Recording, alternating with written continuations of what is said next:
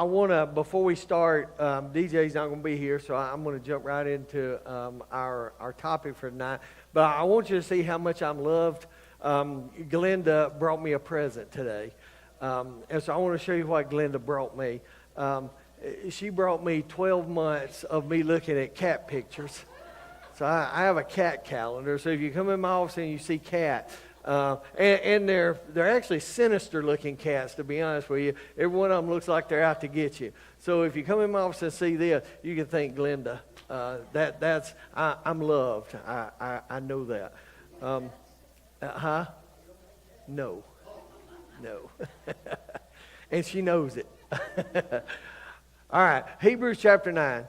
This is our 8th in our series on hard questions, honest faith. And we've been looking at all kinds of questions that people ask. And by the way, tonight we're going to talk about what happens after we die.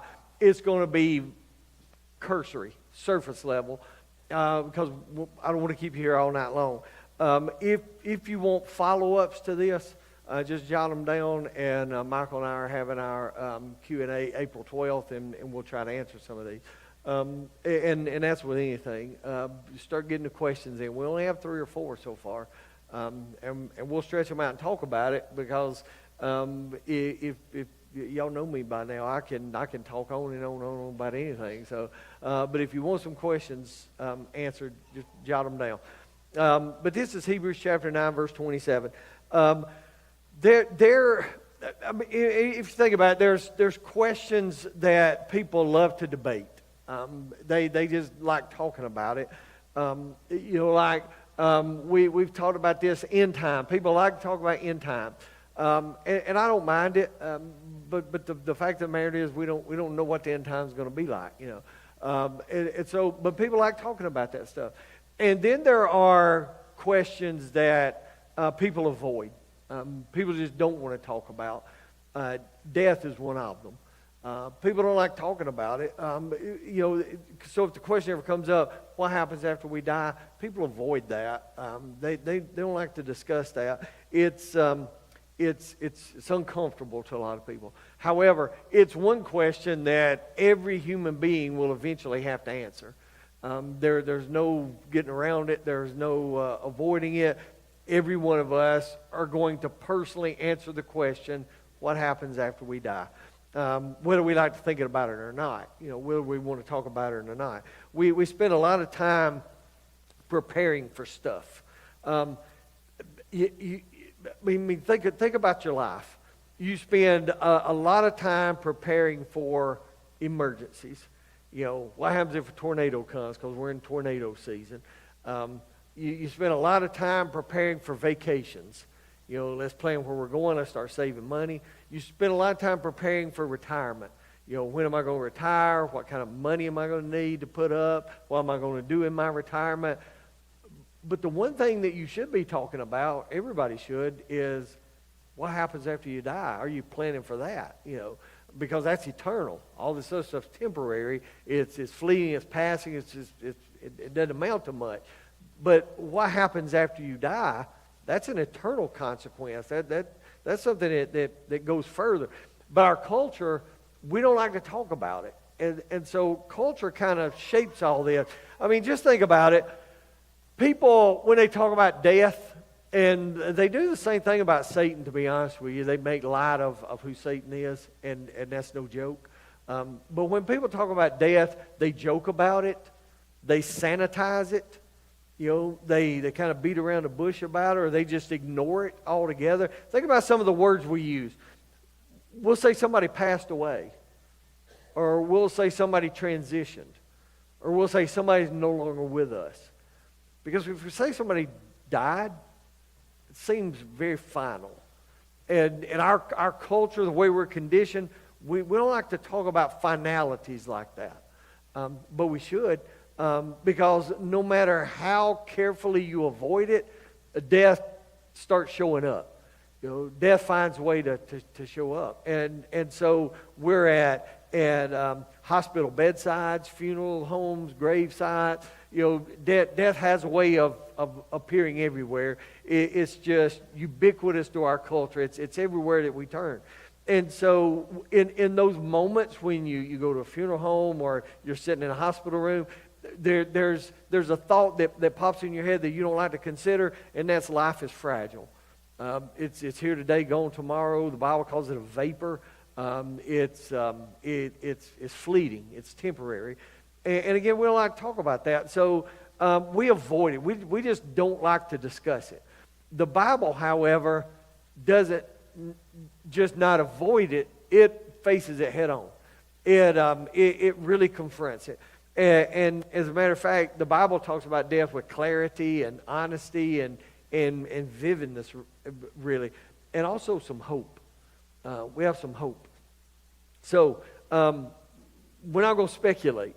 You know, if you ask me about what happens at the end of the time, I don't know. You know, I can speculate about it. Tonight we're not going to speculate. I'm going to tell you exactly from the Bible what's going to transpire. And we'll let God's Word do this for us. Look at chapter 9, Hebrews chapter 9, verse 27.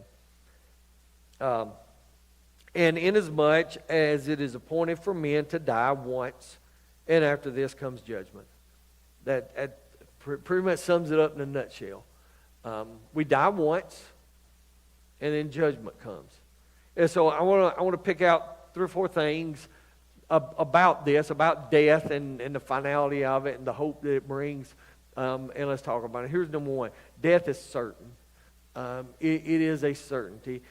And eternity is real. It's nothing that we're speculating about. It's nothing we're guessing on. It's real. And in Hebrews chapter 9, verse 27, the Bible doesn't waste any time jumping right into this. Look what it says. It is appointed to men, all men. That's not just males. That's men. The Hebrew word is Adam. It's all mankind. The Hebrew word, the Hebrew says, and the author of Hebrews says, for all mankind, it's appointed for us to die one time, and then after that comes the judgment. It makes it pretty clear. It's not here to frighten us. It's not here to make us uncomfortable or to be skittish about what happened. It's actually meant to wake us up and make us start realizing some things and start thinking about some things. In other words, death is not a possibility. It's an appointment. It is a divine appointment. It is as sure as God let us take our first breath and breathe life and be born into this world. We have an appointment to leave it. We're not here forever. You know, bodies wear out, over time. People used to tell me when I were in my 20s, I didn't believe it. Now that I'm in my late 50s, I see what they're talking about. It is not meant to sustain longevity. It wears out. Death is certain. It's a foregone conclusion. It's an appointment for every human being. I believe, as sure as I'm standing here, that God has an appointed time for every person to die. We're going to face it at God's timing. It's not our choice. It's not our timing. It's God's choice when that happens. But God has an appointment for us to face death. And so, again, it's an appointment, but it's not like other appointments. If you call the doctor tomorrow and say, I need to see the doctor, they're going to say, when do you want to be seen? You can schedule your own appointment. You can pick the day, you can pick the time of day, you pick all that, so you can choose where you want to go. Death is not that way. Every culture, every generation, every person eventually faces that same truth. And the truth is that this life is not the end. And so I'm getting through all this to kind of set up where I really want to go with this tonight. We are eternal beings living in temporary dwelling places. We were not designed to inhabit these bodies forever. Do y'all understand and realize exactly what happened? God himself took dust to the ground, breathed into it, and formed us. As a matter of fact, if you look at the Genesis account, it's really funny. I stress this a lot when I teach out of Genesis. For man, it's a rough design. When God says he made man, it's the Hebrew idiom is almost like he threw us together. He just picked us from dirt, squished us together, and made man. When it says he created woman out of the man, it is a very technical term that he fashioned her. In other words, the ladies are made with much more delicacy and care than men were. He took his time with the ladies. He threw us together. And so God took all this dirt and God breathed into us. God formed us and breathed into us. And we became living human beings. We were created imago Dei, in the image of God. It's stamped in us. And so we have from the moment, and I say this at funerals sometimes, but I don't want to say it to you tonight. We always hear these phrases like land of the living. I'm in the land of the living. We are not. You and I live in the land of the dying. We are headed for the land of the living. This is a land where the body is designed to wear out eventually. It's not designed to be here forever. We're living eternally in temporary housing. And eventually, the temporary housing will play out, and the eternal residence will occur. And so, when people talk, and all these cultures and all these religions have different views about annihilism and death is the end and all that stuff, it's not. If you look at the Bible, death is a transition to another abode. So it's just a transition phase. And so, death is not the end for us. And so I think the first thing that we have to realize when we get asked this question a lot, and really what I'm trying to teach y'all on Sunday nights is some apologetic type stuff. When people ask you these questions, here's what you can respond to them. Death is certain. We know it. Nobody avoids it. Nobody gets away from it. In death, I did a whole series on heaven one time. We may have to bring that up and do it again soon. Death does not erase your identity. You are who you are. And I think that continues on into eternity. I think people always ask me, do you know people? Yeah, I think you know people. I think you actually know them better than you know them now. Because if God gives you knowledge now, what makes you think He's going to decrease your knowledge when you get to glory in an eternal body? So I think you transition as you are. I just think people are going to know you better. They're going to know you more intimate, more personal, in a freeness, in a freedom type thing. And so everybody's going to. So it doesn't erase your identity. It doesn't erase your accountability. Once you die, you are still held accountable. And you are held accountable for the decision you make about Jesus. You have to make a decision about Him before you die, before you leave this world. And just because you don't, it doesn't erase the accountability. Like if I owe the government taxes and I die, they're not going to get their money.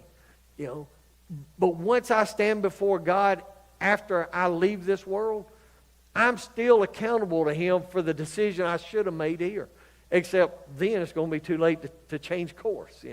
I can't change my decision. And so it goes on with your destiny. Your destiny is fixed. I mean, you have a place to go. So death is certain. Everybody's going to die. And that's what Hebrews 9 tells us. It's appointed for us to die once, and then we go to the judgment. So here's number 2, and I want to spend a little more time on this. And again, this is for online folks, and this is for you to go out and tell people there are only 2 destinations. There are only 2 places to go. Once you leave this world, you're going to heaven or hell. There's only 2 destinations. One of my favorite stories is in Luke chapter 16. A lot of people argue it's a parable. I don't know. It's parabolic in scope and in nature a little bit, but I don't think it's meant to be a parable. I think Jesus is telling a story in Luke 16 to actually drive home a serious point. In Luke 16, Jesus tells a story about a rich man and Lazarus. There's 2 guys in the story. And Jesus says in the story, again, it's really not presented as a parable with symbolic meaning. It's presented as a story about 2 people. And Jesus says in the story, the rich man and the Lazarus, they both died at the same time. And after they die, both of them remain conscious. They both are aware of their surroundings. They both know what's going on. And both of them, after they die, enter into eternity. They both go to eternity. But that's where the similarities stop. Because the rich man lived this really nice life. Lazarus did not. And I don't think he's talking about the Lazarus that he resurrected. And so these guys die in two totally different experiences. They both enter into eternity with consciousness. But once they get to eternity, again, their experiences diverge. It's different. Lazarus is comforted. He's in Abraham's bosom, the presence of Christ. He's being comforted by God. That's his destination because of what he decided here. And the rich man is in torment. There's only two destinations. And one of the most sobering parts of this story is there's a great chasm between the two. There's a gulf between them. And Lazarus is being comforted in Abraham's bosom. And there's a great distance between them, a great chasm, and the rich man's being tormented. And Jesus presents this story, and he says there's an appointment to die, and then you face your eternal destination. And you got one of two choices. You got heaven or hell. And so as Jesus is telling this story, he makes sure that we have this great picture in our mind that there's this great gap, this chasm that's fixed between the righteous and the unrighteous. And in the story, Jesus makes it really, really clear that there's no way to cross over. You can't get from one to the other. That if you die and you think, I've lived this great life and I've been good, I've been charitable, I've been nice, I've been kind, I've been honest and all that stuff. I just don't do this religious stuff. I don't really need Jesus and all this. If you die, then you're going to an eternal punishment in hell. And once you realize it, there's no second chance do-overs to go back. When I was a kid, we would play, and I'm trying to teach Jake this at the ball field.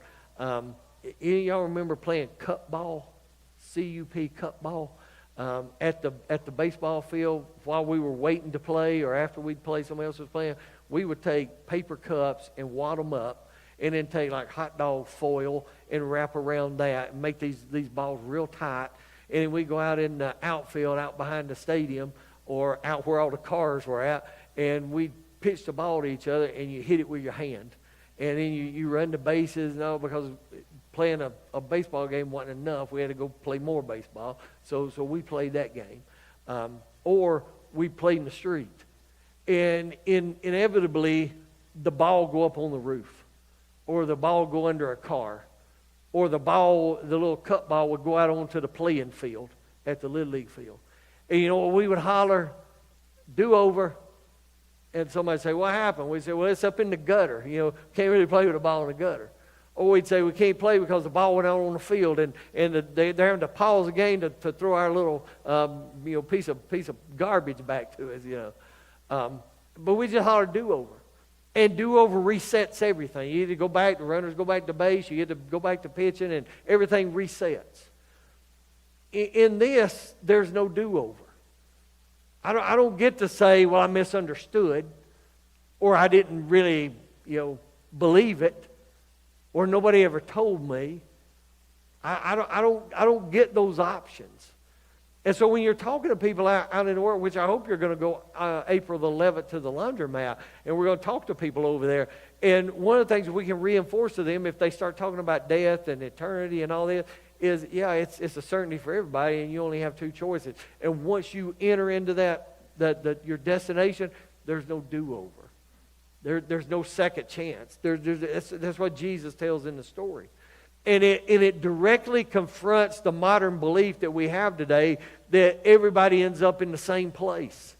I can't tell you how many times I've heard people say that this guy's a Buddhist or a Hindu, or this guy's this or that, and we're Baptists and we believe in Christ, but everybody in here is going to end up in the same place. No, they're not. They're not going to end up in the same place. As a matter of fact, did y'all know Billy Graham once estimated that only about 85% of the people in a church were Christian, that everybody else was just fooling themselves, that they didn't have a relationship with Christ. And I'm afraid what's going to happen is, and I'm not just talking about this church, I'm talking about Christianity as a whole. I'm afraid what's going to happen is at the end, when your life here is over and you step into eternity, I'm afraid that when the world is consummated and we're all in heaven together, I'm afraid there's going to be a lot of church members that are missing from heaven. Because we fool ourselves into thinking that we jump through a religious hoop. We go to church, we may even say a prayer or two, but everything has nothing to do with it. It's got everything to do with humbling myself before Jesus and asking Him to be the Lord and Savior of my life. And I'm afraid there's a lot of people that just hadn't done that. So, regardless of how sincere people are, or genuine they are, if they're not Christian, if they're not born again, then they're lost. And they're going to end up separated from God forever. And so Jesus tells this parable. And He says there's two guys, real similar experiences. They're both living, except one's rich, one's not.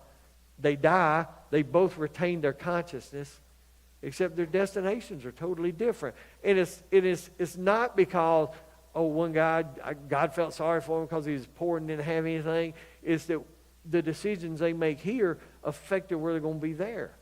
And so when Jesus tells that story, he's pretty pointed about it. The Scripture does not support the idea that everybody ends up in the same place. We don't believe in annihilism. Everybody's just not annihilated. You don't cease to exist. We don't believe that you go to hell and you burn up in a month and then you cease to exist. Eternity is a real thing. And when we look at eternity, you only have one destination. And you're deciding that right now. You know, Jesus spoke more about hell than anybody else in the Bible. Because, it's not because He was harsh. It's not because He's trying to scare people. You ever notice that I don't, in 32 years of pastoring, I don't think I've ever tried to use a scare tactic to get somebody to come to the altar. I don't believe in that. I don't believe I have to scare you. I also don't believe I have to beg you to come to church. I believe you have to want to do that. But I don't try to scare people into being saved. I don't talk about hell and eternity and all that to try to scare people. I try to follow Jesus' example. He talked about hell, and He wasn't trying to be harsh or frighten you. He was just being honest. And I'm trying to just be honest. You know, I hope that everybody in this room has made that decision. You know, I hope we've all said, yes, I've made a decision that I've secured my eternal destination. If you haven't, tonight would be a good night to do that. You know, if you talk to somebody and this subject comes up, I mean that's the reality of it. You're not trying to fearmonger. You're just trying to be honest. Eternity is not predetermined. I was asked today if I was a Calvinist. From somebody with a meaningful question. No, I'm not. Primarily the reason I'm not a Calvinist is I don't believe eternity is predetermined. I don't think that God caused everybody to be born and just went through willy-nilly and said, heaven, hell, heaven, heaven, hell, hell, heaven, heaven. I don't think God did that. I think you and I have a free will choice to choose where we want to go, where we want to spend our life. It's not predetermined. It's not determined by sincerity. It's not determined by good intentions. It's not even determined by comparison to other people. It's determined by a choice you make in your relationship with Christ. You know, what is our relationship with Jesus? That's the only thing that determines your future. And I'll say this because I've talked to people. I've actually told a Jehovah's Witness this. Heaven is not a reward for good people. If your understanding of heaven is it's a reward for doing good, that you're sorely mistaken. Heaven is not a reward for good people. It is a gift for redeemed people. That's what heaven is. It's a gift that you earn or inherit by being part of the redeemed. Listen, If I stand before God and say I tried my best, it's not good enough. Because my best is going to pale in comparison. It's like standing before a judge and saying I meant well. It's not going to fly. Think about, I don't know if y'all remember, some of y'all were not here 8 years ago. June will be 8 years that I've been pastor here. And when I first came here, I did a series of sermons on sports, how Christianity relates to sports. And if you remember, I gave you an example about golf.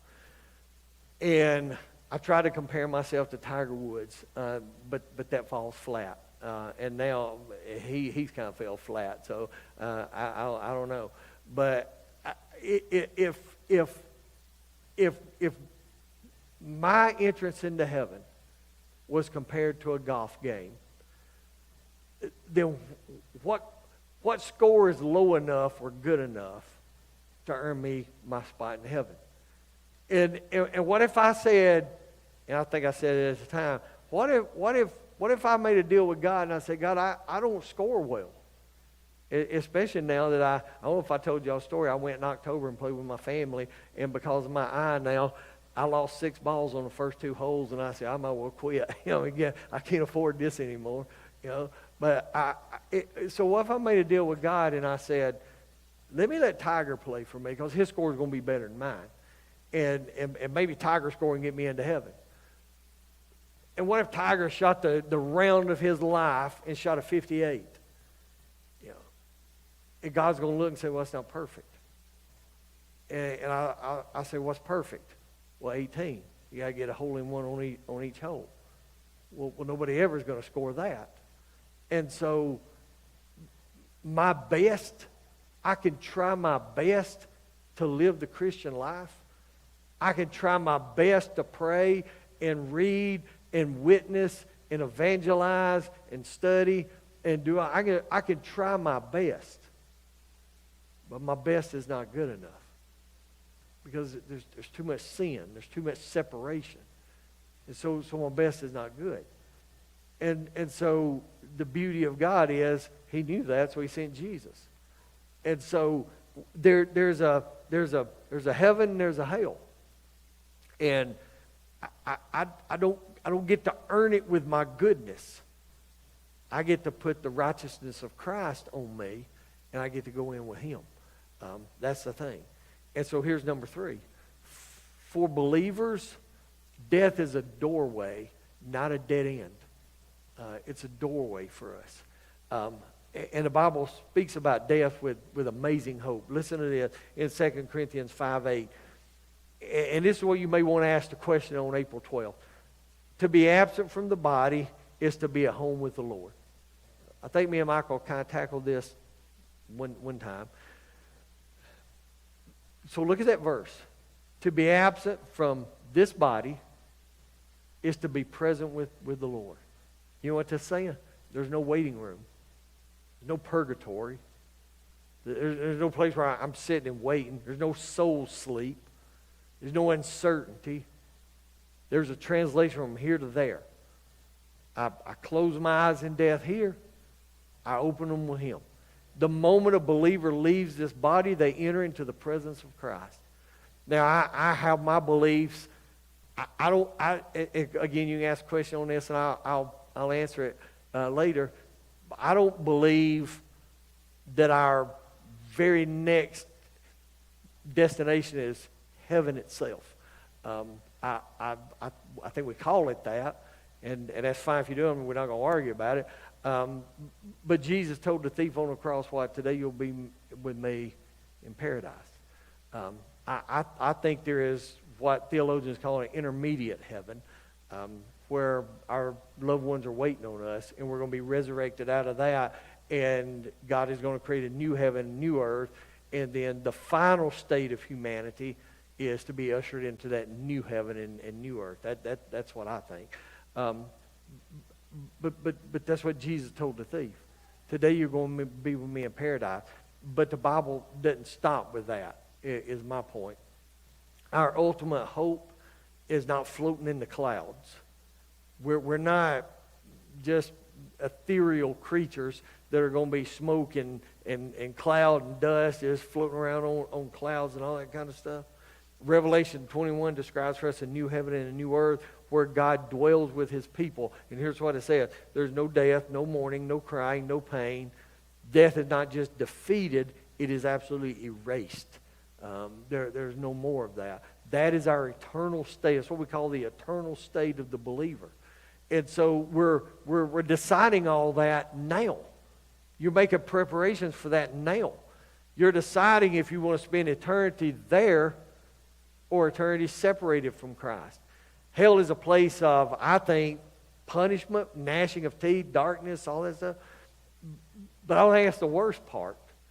I think the worst part is being eternally separated from God. If you are in this room right now and you're lost, if you're watching us online and you're lost, you know what it feels like to feel the conviction of the Holy Spirit. Yeah, you know what that feels like. He convicts you and you feel it. In hell, you don't feel that. There's no presence of Christ. There's no conviction of Christ. There's no peace of Christ. And to me, that's what makes hell hell, is you're eternally separated from God. There's nothing that can buy your way out, no promoting yourself out of it. And so for believers, death's not a punishment. For believers, death's actually a punishment, a graduation to a new existence. It's not loss, it's actually gain. And people get scared and people get terrified of it, and people say, well, I don't want to die and all this. And I'll just be honest with you. I think there's a difference between being ready to die and ready to die. Here's what I mean. Spiritually, if we're believers, we're ready to die. I mean, if something happens, we're ready to go into the presence of God. However, if the old joke is if they're loading up a bus now, I don't think many of us would want to be on it right now. But we're ready. We're spiritually ready. We just want to live as long as we can here. And honestly, that's a selfish perspective. That's a limited scope perspective. Because what heaven has in store for us far surpasses what's here. Paul even said, nothing compares it. The glory of heaven surpasses everything that we experience here. It's far better than we can imagine. But we're going to enter into that one day. So it's not the end of the story for us. It's just the beginning. Now, here's what I want to tell you. That doesn't mean that death does not hurt. Death hurts. It's real. We grieve. We sorrow. We hurt. We cry. Jesus at the tomb of Lazarus wept and was grieved over his friend dying. But here's what Paul said. We can grieve. You're supposed to. We have human emotions that connect us. We get angry at each other. We love each other. We support each other. We criticize each other. There's a pantheon of human emotions that we go through that connects us as human beings. And God gave us those. Now, I probably need to do a series on how to handle your emotions, because there's a godly way to handle it and there's an ungodly way to handle them. But that's how we're connected. We're connected through our emotions. And when somebody that you know, or especially somebody you love, dies, it's a hard pill to swallow. It's not easy. It's not fun to deal with. It's not pleasing. It's not palatable. But it happened. So here's what Paul said. I want you to grieve. That's okay. Just don't grieve like those who have no hope. Because as believers, we have hope that death is not the end.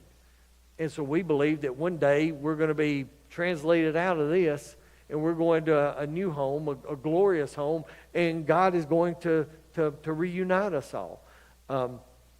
So death does not have the final word. God does. So what happens when we die? The Bible's real clear on this. We step into eternity. You face reality. You face your decision now. What decision you make now impacts where you're going to be later.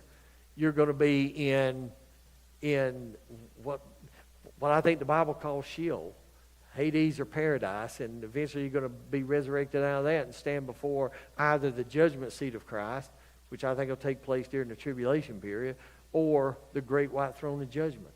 And you're going to hear one of two things. Either God is going to, you're going to answer for your deeds, and then God's going to say, well done, my good and faithful servant, enter into the joys of the kingdom, and you can go into heaven. Or he's going to say, I don't know you, never have.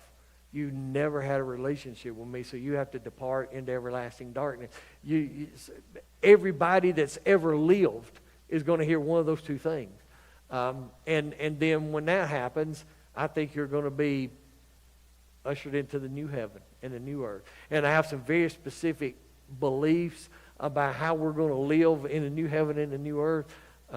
If you read my Revelation book, Revelation notes, it's in there. But I have very specific beliefs on that from Scripture. It's not my opinion. It's what I take out of my interpretation of Scripture.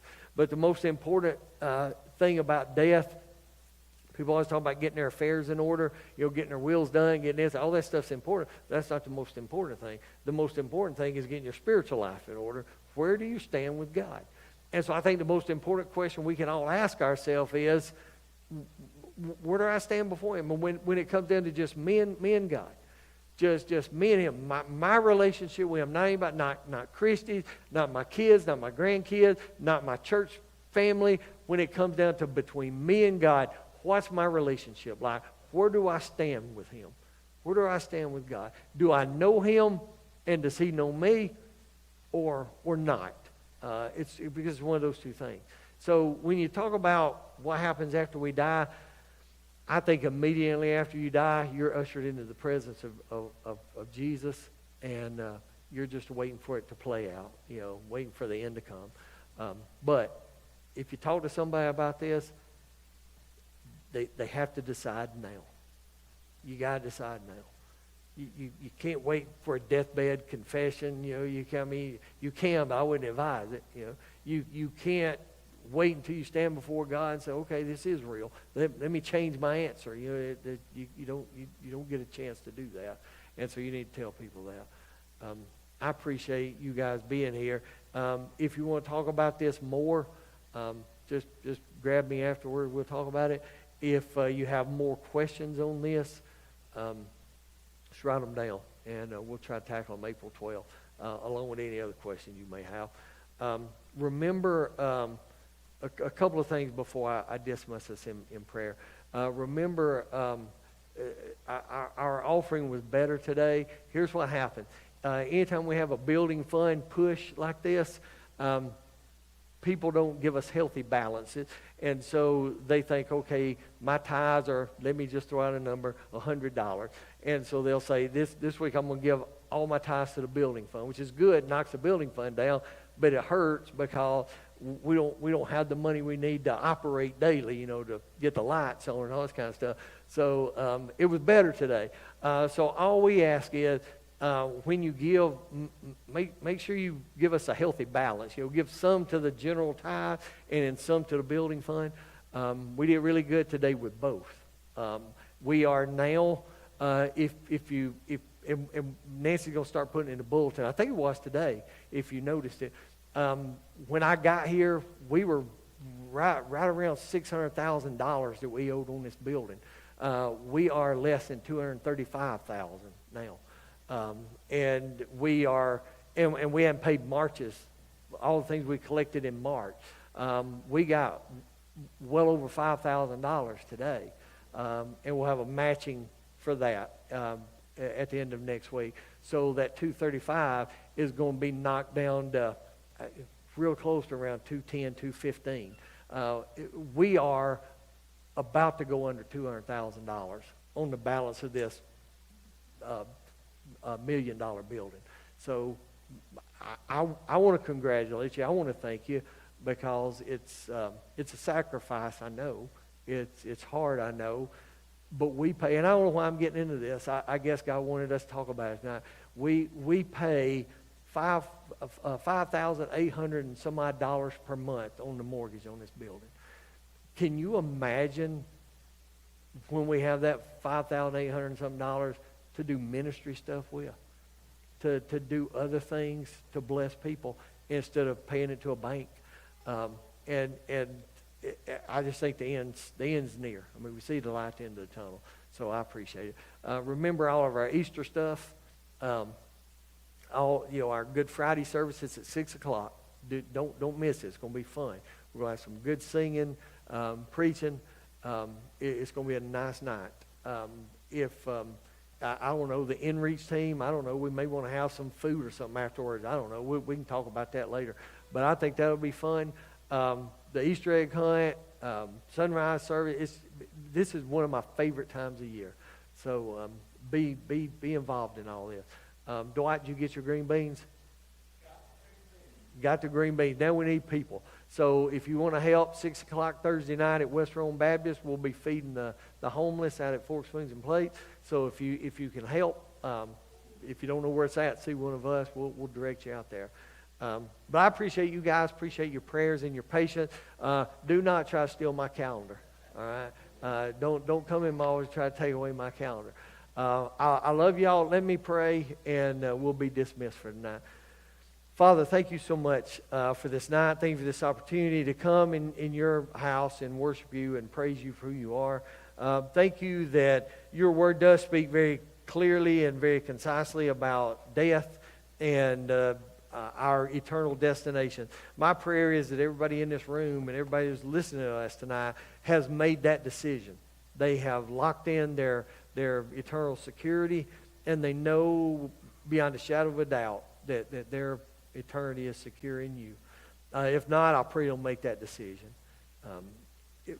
Because the Bible's clear. Death is real. Death is certain. And there's only two choices. So I pray for people to make the right choice. Thank you for our church and our church family. The great success we've had in our debt reduction. We want to honor you with all we do. And paying this building off will be a blessing for this church, that we can do more for you in service. So thank you for helping us. Thank you for directing us. Continue to bless us.